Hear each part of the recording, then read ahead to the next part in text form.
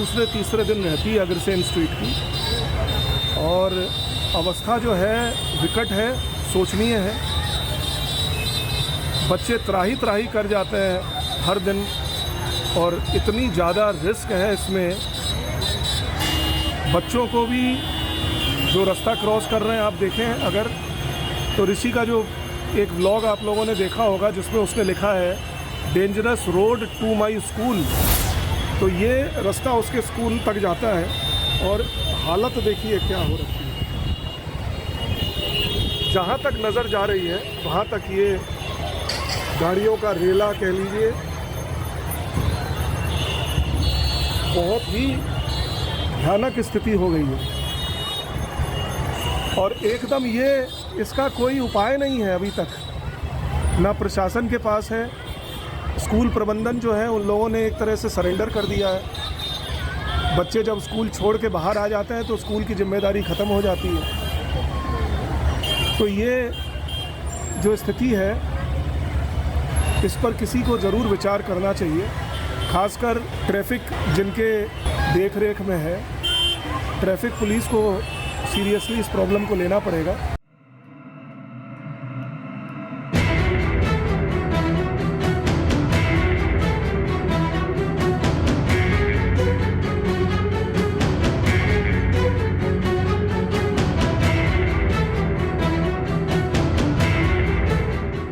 हर युग का जो अपना साहित्य होता है, हर युग साहित्य के कई युग होते हैं, जैसे भक्ति काल है, रीति काल है।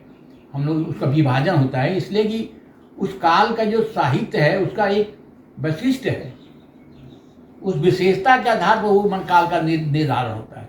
केवल तिथि के अनुसार ही निर्धारण नहीं होता। हर फूल नहीं होता केवल मौसम से ने निभाने को, कुछ बेमौसम भी खिल मौसम की याद दिलाया करते हैं। ये जो है ये बहुत यही मूलभूत पार्थक्य होता है, यही इसकी गुणवत्ता है। हिंदी भाषा पर पापा आजकल की जो पीढ़ी है, आपने बहुत अच्छा हम लोग को ये समझाया है कि हर तरह का साहित्य पढ़ना चाहिए।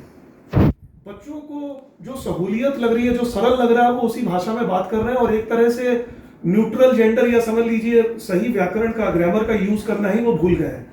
या ये कह सकते हैं कि उनको नॉलेज है लेकिन वो यूज नहीं करना चाह रहे। उनको ये लगता है कि जरूरत क्या है, सामने वाले की अगर समझ में आ रहा है और अगर वो अपने मैसेज को दे पा रहे हैं सामने वाले को, तो उनको ये कैसे समझाया जाए कि भाई तुम सही भाषा का तो यूज करो, सही ग्रामर का तो यूज करो। आजकल मैं देख रहा हूँ, जैसे हम लोग के समय में हम लोग जब पढ़ते थे तो व्याकरण पढ़ना अनिवार्य था। हर भाषा का अपना एक व्याकरण होता है। तो व्याकरण यदि हम नहीं पढ़ते हैं तो फिर हम भाषा, जो शुद्ध भाषा है या जो व्यवहारिक भाषा है, वो हम नहीं सीख पाते। इसलिए कि शुद्ध भाषा के लिए व्याकरण जानना बहुत जरूरी है। कि बहता पानी निर्मला, परंतु जो आपकी भाषा निर्मल तभी होगी और वो शुद्ध भी होगी जब आप वो उसे उस भाषा के रूप में जितने नियामक हैं उसमें यदि आप बांध सकें।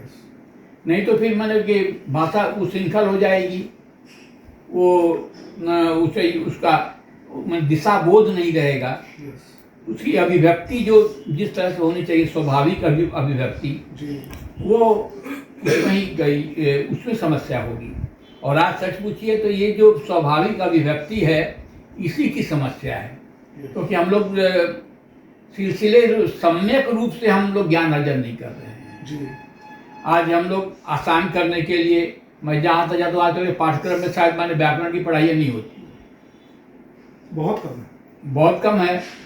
और व्याकरण जब हम पढ़ते थे तो अच्छा हम लोग में संस्कृत का विषय होता था माध्यमिक में। तो संस्कृत जो है, ये जितनी हमारी भाषाएं हैं उसकी जननी तो संस्कृत है। तो जो नियम है, अवधि जो है, व्याकरण है, वो संस्कृत निष्ठ है। तो अब जैसे कर्तरी प्रथमा ने कर्मणि द्वितीया को कर्णो तृतीय से द्वारा ये जो नियम है यही तो व्याकरण है। जी और इसी से यदि हम इस नियम को जानते हैं तो हमारी भाषा शुद्ध होगी।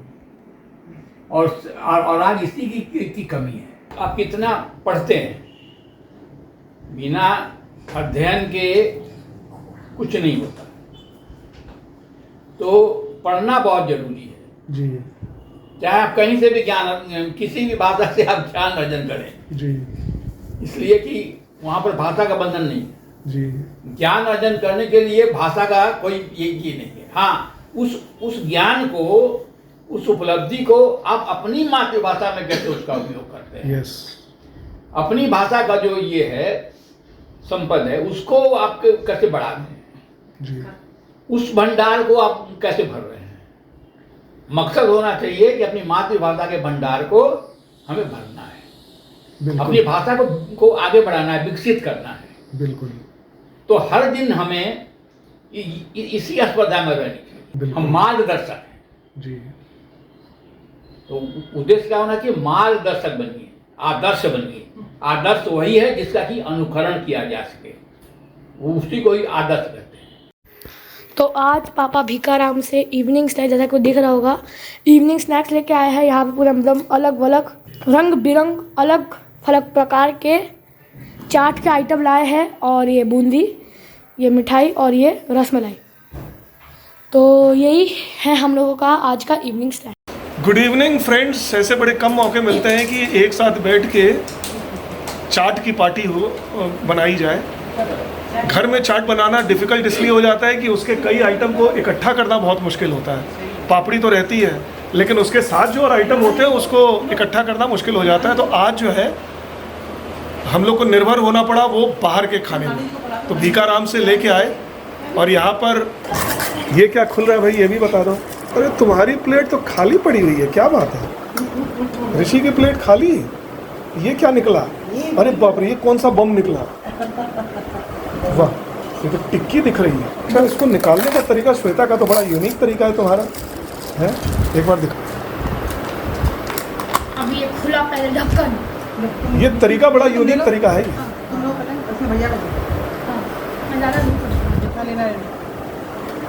अब कर देती स्टार्टिंग। हो गया 1 2 3।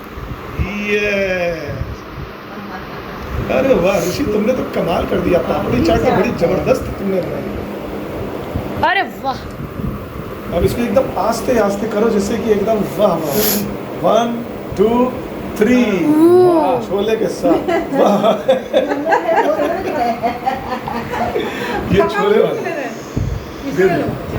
दोनों मिला के खाइएगा। अच्छा, दही उसमें चाहिए तो दही अलग से दिया है। ये क्या है? ये है आलू टिक्की छोला चाट, टिक्किया छोला, उसमें दही भी ले लीजिए। ये पूरा है। तो फ्रेंड्स, अभी हम लोग पापा मम्मी को छोड़ के घर आ चुके हैं। आके कहे टेसू किसको छोड़ने गए थे? नाना नानी को। तो कैसा लग रहा है तुमको? नाना नानी चले गए, बोलो टेसू, कैसा लग रहा है? आए थे तो चले जाए थे, हाँ, आए थे चले गए ना। बैग भरे थे। हाँ, तो अभी तुमको कैसा लग रहा है? इधर आओ टेसू। ठीक है। तुम दुखी हो? नहीं तो दुखी नहीं हो? तो फ्रेंड्स, हम लोग भी अब पापा मम्मी को छोड़कर घर आ चुके हैं। और जो मेरी फ्रेंड्स मैरिड हैं और जो मेरे व्लॉग को देख रही हैं, वो समझ सकती हैं कि मैरिड डॉटर्स का क्या हाल होता है जब उनके माँ बाप उन्हें छोड़ के, मतलब उनके घर से छोड़ के जब जाते हैं या वो अपने मायके से आती हैं। तो फ्रेंड्स, यही एक रिश्ता है। आज मैं जब गाड़ी से लौट रही थी तो ऋषि को यही समझा रही थी कि बेटा, इस संसार में यही एक रिश्ता है माँ बाप का, जिसमें कोई स्वार्थ नहीं है। बाकी हर रिश्ते में कोई ना कोई स्वार्थ जुड़ा हुआ है। बस माँ बाप ही एक ऐसे होते हैं जो अपने बच्चों से, उन्हें कोई अपेक्षा नहीं रहती, उन्हें कोई स्वार्थ नहीं है, वो निस्वार्थ होकर के बच्चों की सेवा करते हैं। क्योंकि मैं भी आज माँ हूँ तो मैं भी समझ सकती हूँ अपने माँ बाप की फीलिंग्स क्या होती है। तो फ्रेंड्स, अब मैं ब्लॉग को चाहूँगी कि ऋषि एंड करे, कुछ कहे आपको अपने नाना नानी के लिए। तो ऋषि, ओवर टू यू। तो जैसा मम्मी ने बताया था रिलेशनशिप के बारे में, माँ बाप का एक ऐसा ही रिश्ता होता है जो कि अपना स्वार्थ ना देखकर, अपने मतलब सेल्फलेस होकर अपने बच्चों का ध्यान रखते हैं। अपने माँ बाप, सबके माँ बाप अपने मुंह का निवाला भी अपने बच्चे को दे देते हैं वेरी, हाँ, खाने सही। का। अगर बच्चा ना खाए तो माँ बाप नहीं खा सकते बिल्कुल सही। अगर बच्चा खाना ना खाए तो माँ बाप कैसे खा सकते हैं? अगर बच्चा मतलब रात में सोए ना तो माँ बाप कैसे सो सकते हैं? तो यही है। और फिर इसी नाना नानी भी नहीं रहे, तो इसी दुख को लेकर इस ब्लॉग को एंड करते हैं और मिलते हैं आपसे नए ब्लॉग में। Till then you do. और एक सेकंड, एक चीज भूल गए फ्रेंड्स, ब्लॉग अच्छा लगा हाँ, तो इस चैनल को लाइक करें, शेयर करें और सब्सक्राइब करें और कमेंट करें और इस चैनल को जल्दी से जल्दी ग्रो करने में हेल्प करें और हम लोगों का क्या बोलते हैं मोरल को फटाफट अप करें। हाँ, और इस चैनल को ग्रो करने में हेल्प करें। और अब हम लोग करेंगे एंडिंग और फिर से मिलते हैं आपसे नए ब्लॉग में। Till then you do whatever you want to do man.